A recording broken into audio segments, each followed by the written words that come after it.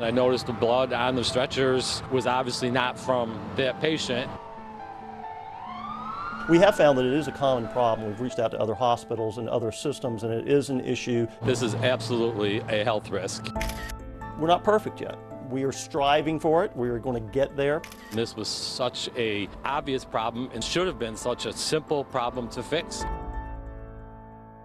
These are all just nominations from doctors and the patient care advocates and fellow nurses. And this is the Daisy Award. Jeff Johnson says nursing is a passion, not just a job. And these are all just notes for being a team player from my boss within the last 6 months before all this started happening. But he's left his position at WakeMed Hospital in Raleigh. The crew is fantastic. They got some of the best doctors here. I've actually had surgery here that I chose the doctors here. They're being told that this problem is taken care of. The problem, Johnson says patients are getting put into beds like these. I just started taking pictures, 12 to 20 pictures every single night. I worked for 3 months. He gave CBS North Carolina more than 100 photos. It was getting to be 50% of the stretchers at least. A lot of blood spots, a lot of blood drips, and some areas where vomit had went down the side of the stretchers, and it was just covered up with a clean sheet. We went straight to the hospital for answers. The pictures are pretty gross, and he says patients are being placed in these beds. How did that happen? Well, to our knowledge, patients have not been placed in those beds. Interestingly enough, we've known about some of these issues at least since 2015, and we've had a task force working on this. Dr. Wes Paul oversees quality operations at WakeMed.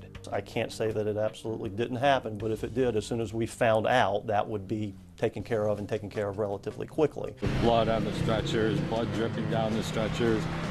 That's all blood. Based on the pictures, most of the blood spots are on parts of the bed that aren't necessarily in plain sight. But Johnson said he'd often catch it after a patient was already placed in the bed. And it's embarrassing to tell them, hey, can you get up, the bed's dirty? You kind of do what you can to switch things out without embarrassing yourself in the hospital. We have implemented several systems, actually even before and during this employee's tenure, that actually terminally cleans the beds and checks at least 3 times between each patient to make sure they are appropriately cleaned. Dr. Paul says once a month each bed is taken apart and thoroughly washed. They're then tagged to let nurses know they've had that cleaning. These tags are just to make sure we terminally clean them on a routine basis, not that they are clean at the time. I couldn't believe it. Who cares if they were cleaned if they're not clean to put a patient in right now? Yes, can there be defects in that? Yes. But when they are caught, again, we immediately pay attention to those and we clean them before patients are put in. He says Johnson did the right thing by bringing the issue up, but also should have been part of the solution. Just figured it was an easy fix and went to my boss and then the higher up boss, and nothing was getting done. It is also that employee's responsibility. When they identify the issue, the first thing they do is fix it themselves. It's an individual responsibility.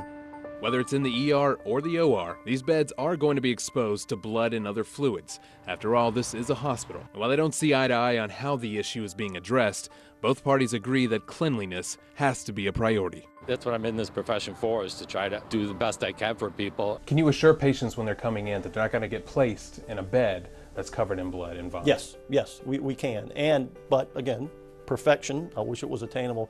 If there is, and there is an issue, and we identify it, or the patient identifies it, immediately it'll be fixed. But yes, I'm confident that they will not be placed in a bed with blood or vomit or any other bodily fluid. Jonathan Rodriguez, CBS North Carolina.